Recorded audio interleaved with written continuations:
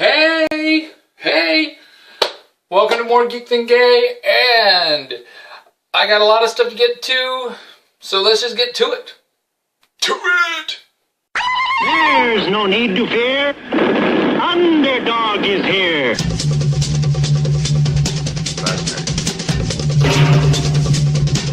Wiggly wobbly, tiny white stuff.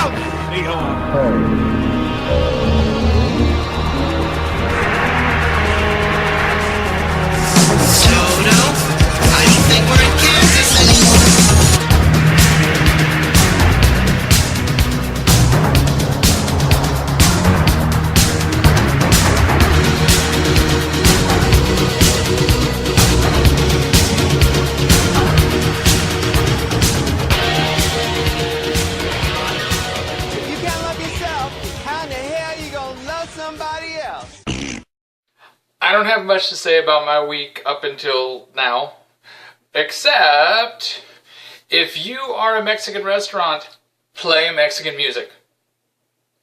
That's all I gotta say. No, that's not all I gotta say. If you offer machaca, learn what machaca is, and if you're gonna do machaca wrong, at least make it taste good, and at least shred your beef. If you're gonna do machaca wrong, at least do machaca right wrong. Okay, I know plenty of places, most places here in Phoenix, do machaca the right wrong way. And at least it's tasty and it's good in a burrito and everything. It's really wet, which, why? But that's okay. It's at least really tasty. Virtually no one does carne seca, which is very dry and very, very tasty. But a restaurant that I went to today for work that shall go nameless, Joyride, they apparently don't know how Mexican food works or how Mexican restaurants work. They were really busy, so apparently a lot of people like the fact that they don't do Mexican right. But, wow, bad food. Bad. Taco Bell is more authentic. There, I said it. Taco Bell is more authentic. Suck on that. So anyway, that's pretty much like the big highlight of my week outside of what I'm going to talk about, which is, first off, Phoenix ComiCon FanFest. I told you guys I would talk about that in the next episode. Lo and behold, here's the next episode, and I'm talking about it. First, you will get a play-by-play of what happened, okay? So, well, it's not really a play-by-play, but you'll get something. And here we come to Phoenix ComiCon FanFest at the University of Phoenix Stadium, possibly one of the ugliest sports stadiums ever. It just looks like a big inflated bubble. It's just a god-awfully horrible, ugly building. But let's see what goes on. Okay, so here I've pretty much done everything I think I can do here. They have panels, but they only have 2 rooms of panels at a time, so there's not much you can do. I've already looked at things on the floor, but I'm poor, so there's only so much shopping I can do. Just geeked out with some lady who does crochet goods, and she has the cutest little crochet Wonder Woman. Yes. Love that, and she makes crochet Daleks. She shows up at Phoenix ComiCon all the time. In spite of the fact that I'm sounding bah, this is actually much better than I thought it would be, especially for the people who are selling. Okay, there's only so much, that you can do, so people have to stay on the floor, and they're buying stuff. So that's very good. I'm very happy to see that. Hopefully next year they will make it to where you can do stuff too. Hey, look! It's Shannon of Shannwich. Trish. And, well, yeah, I was gonna get there. Fine. Jeepers, wow. Wow, she's just quickly shedding it over to the side. And thing. Now, Shannon, she makes all sorts of little drawings of people with noodle arms and fisty hands. And she's, like, apparently trying to deny it, but she does. Say something clever. I never say anything clever. You say things clever all the time. Not when there's proof of it. Not when people could actually find it charming. Yeah. Okay, see, that's say something charming. Now I'm on the spot. Now I can't think of anything. See, and that's a sad thing because, you know, if we were to ever get a replacement for Karen, this would be my first choice. See, if you were a stripper, you probably could get a boyfriend. If I was a stripper, I'd have a lot more money. Yeah. Oh my god, that would be my catch. Like, I'm an artist, but I'm also a stripper. That would be like my draw. And when you're while you're stripping, it's like you could like tell guys, I'm just stripping to make my way through art school. Here's my business card. Yeah, see? And they don't want to go to art school. They want to be a newscaster. Well, there we go. Newswomen. Shannon, the newswoman. You could not tell the story of children dying in a burning bus. I would cry, and then there'd be the story of the guy who got stuck in the elevator and had to get like airlifted out of it, and then I would laugh. Like, or you would be the weather girl, but then there'd be the cockroach, and you'd scream like that black guy did. Yeah, and like jump through the green screen. That would totally be me. Yeah. Like, I'm out of here. It's done. And working hard over there is Jeff, who I don't know if I have lined up. There's Jeff working. And he is an artist and a writer, and he does comics. Dr. Oblivion, Guide to Secret Identities, Guide to other stuff. Well, I can't. Oh, I'm sorry. Down. Okay. See, I'm not looking. Okay, I thought you were saying turn it. And I'm like going, I can't. Look, Deadpools. There's quite a few. You can't get rid of them. They're like cockroaches. God damn it. That's what you gave us, Layfield, and I will never forgive you. Ugh. That's his legacy, Deadpool. Some people have like the Inhumans or you know, Doctor Strange or Superman. He's got fucking Deadpool and all the Deadpool fans. But not that I hate them or anything. But hey, look, that's his. Is that lined up down? That's his book. It's available on Amazon. Imaginatives, for those of you who are listening and not able to see. Is it Imaginatives? It's Imaginatives. Imaginatives. You say it however you want to say it. Don't let the man, like, boss you around.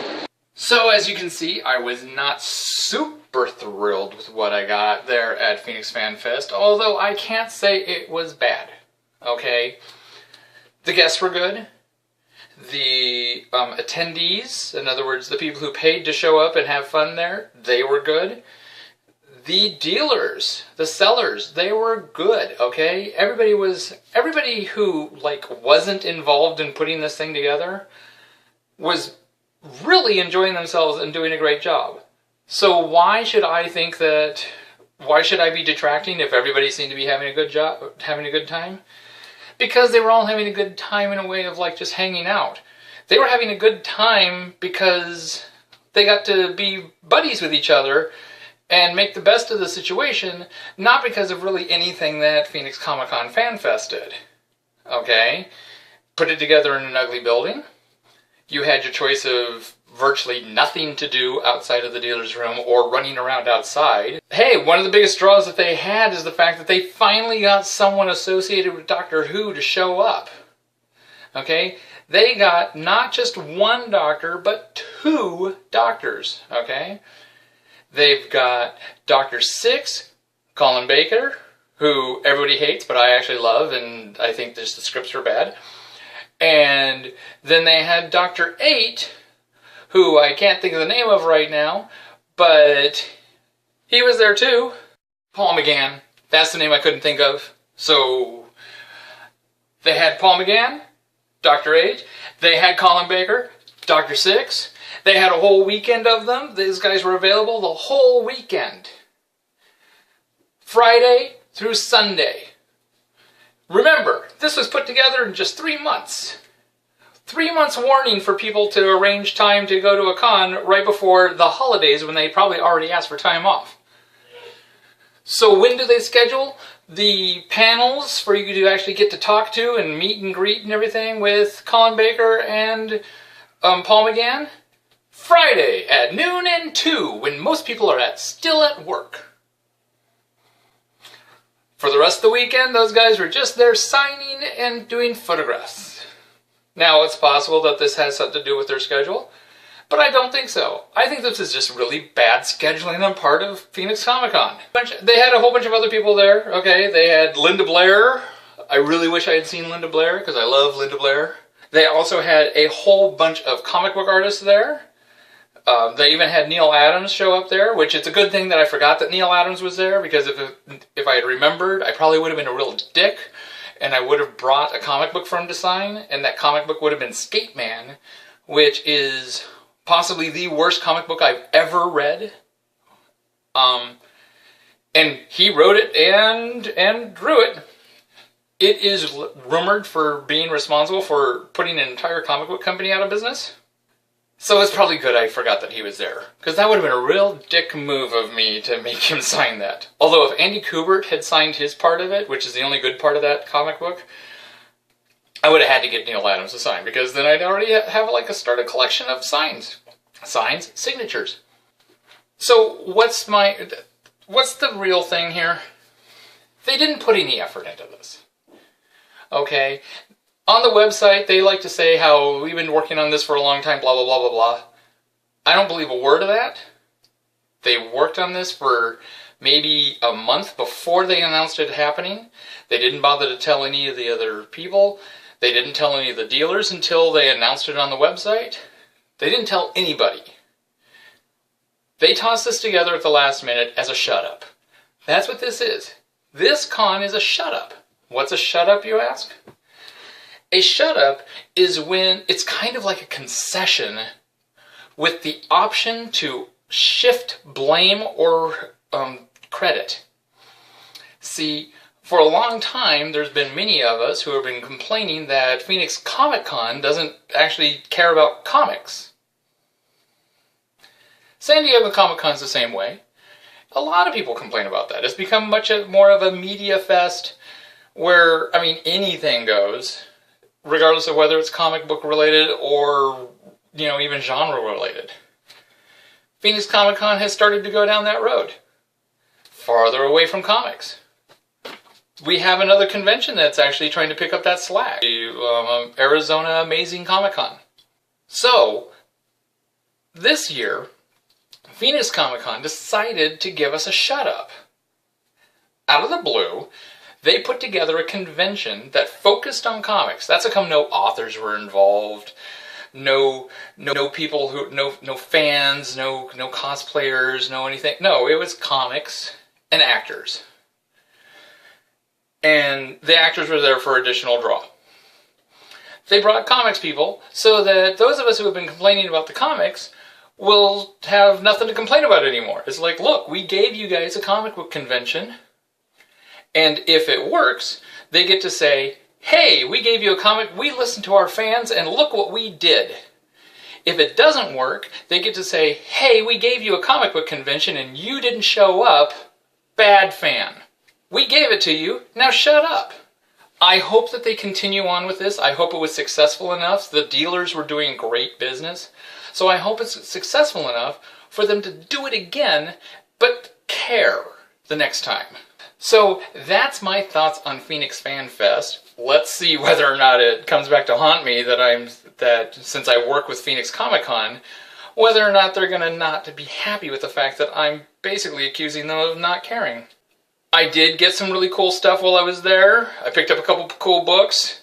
I got this nice little bling here, Wonder Woman necklace choker thing, which I know Miss Marshilla Walkwell will be very jealous of, as well as many other people. I also got the first and second appearances of the Ten-Eyed Man, a oddly classic Batman villain who only appeared like maybe 3 or 4 more times after this, who is possibly the lamest villain he's ever faced. His villainy is all he's blind, but he's able to see with his fingertips, man. Yeah, you put gloves on him and he's blind again. And that's it. That's the whole thing.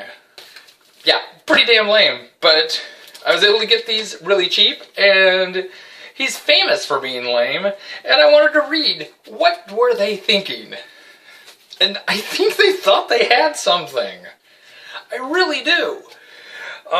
Which, you gotta give it to them in the sincerity level. They were trying something. It just didn't work. So I got to meet that crochet lady, so that'll be cool. I got to hook up with her, give her a little bit of info that I was gonna tell her about. But she can't tell anyone else, or else I have to kill her. No, I don't have to kill her. I just have to kill her. No killing. What else do I have to talk about? Look at this, a list. Okay, I am the only person in this household who likes horror movies. Okay, Archie doesn't like the roommate that dare not speak his name does not like horror movies. Joseph, he'll say he likes horror movies. He likes ghost movies. Ghost movies are not horror movies. Ghost movies are atmosphere flicks. Oh, did you happen to see that? Oh, I must have been mistaken. Things going on in your head and then, oh, it was my long lost blah blah. They're not horror flicks. They're just ghost films. And not saying that a horror flick has to have gore. Not at all. It just has to intend to scare, other than, ooh, mood. I'm the only one who likes horror movies. One of my favorite horror movies, which I will not give any credit to being a good movie, is Silent Night, Deadly Night. It's my Christmas movie. It has something to offend everybody within the first, 20 minutes. It also gives a backstory. It actually kind of tries to do something different and new, combining good qualities of old horror movies with the new stalker film type things that was really picking up steam. With a Santa Claus killer, well, a killer who's dressed as Santa Claus. Yeah. I say go out and find it. It's on YouTube. Go watch it. They did a remake of it. The remake is just called Silent Night. The remake of it sucks. I don't know what anyone was thinking. The problem with this movie is it's not that good, and it has no heart. As a matter of fact, it is a mean-spirited movie. It exists just to be mean. Okay? There's a moment when they introduce a kid just to be a brat, just so you can root for her when she's killed 2 minutes later, literally. Okay? Why would I care if this kid's killed? I only knew her for 2 minutes. You introduced her as a brat from sentence 1 just to kill her so that I would root for that. And I'm not supposed to root for that. I'm supposed to not be rooting for the killer. Especially a brand new one that I don't know anything about. The acting is atrocious. Malcolm McDowell's in it, and he's just kind of sleepwalking his way through the movie. There's virtually no plot. What else do I got here?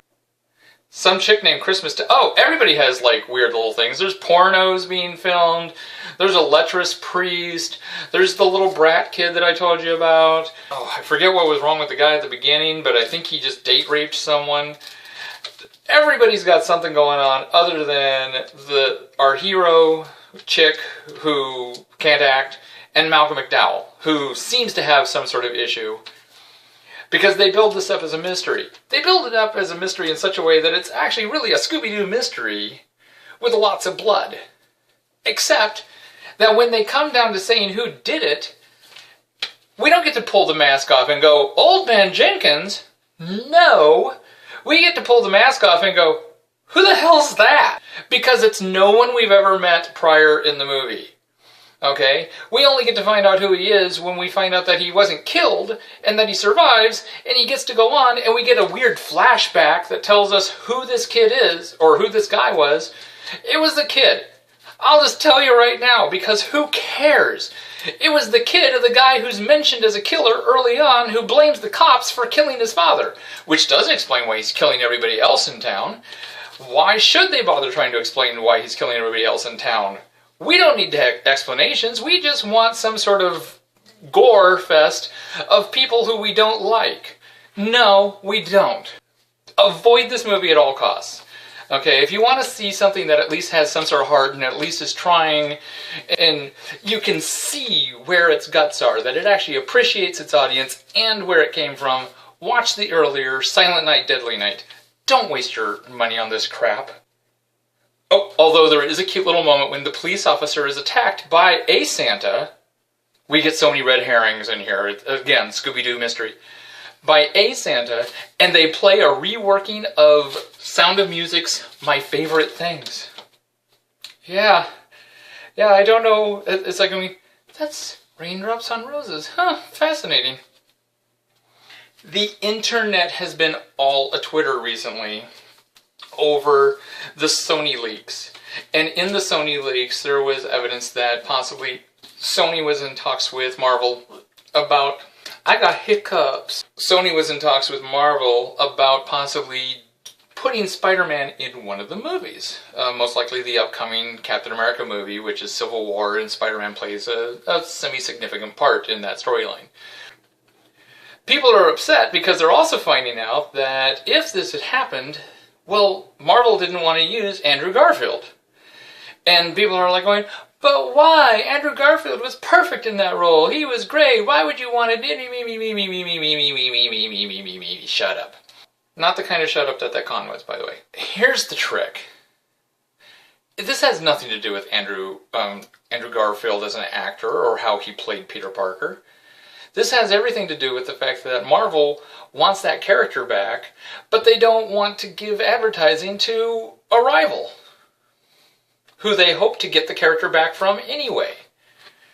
So, if you have a contract where you're going to sign in Spider-Man and give another company a cut of this film, why would you then also want to use their actor, which then advertises the upcoming Spider-Man movie that you have nothing to do with, and it's all theirs? You don't want to do anything to advertise their product because you don't want their product to succeed when you're trying to get your character back from them.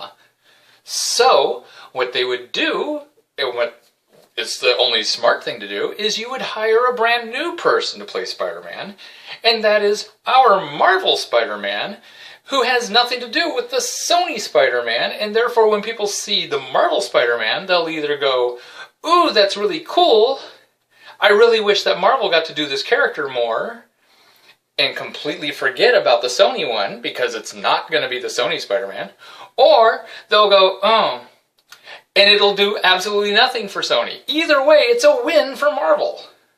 And it has nothing to do with Andrew Garfield. Stop getting your knickers in a bunch. Andrew Garfield's probably a lovely human being, and he probably even understands. It's business. Don't advertise your competition. Now, on to one last little thing. It's a little recommendation. I want to say, I have become a big fan of a cartoon on Cartoon Network that I always thought was a throwaway because it came about the same time that Cartoon Network started putting out shows that weren't even cartoons and putting on movies that weren't cartoons, and it's like they were going to go that MTV route of like, we're Cartoon Network, but we don't show cartoons, woo! And it's called The Amazing World of Gumball. Okay? I really wrote it off. I thought it was a weird mix of stuff and that they were just tossing something out there just to give people something. And I was wrong. This is an incredibly clever little cartoon that if you get a chance, watch it. I turned on the roommate that dare not speak his name to the episodes because there are things that go on in this cartoon that I cannot believe that they are doing with a kids show that are incredibly clever. All the characters, well, not all the characters, many of the characters, apparently the guy who designed it used to do advertising, and a lot of them are rejected characters for advertising campaigns.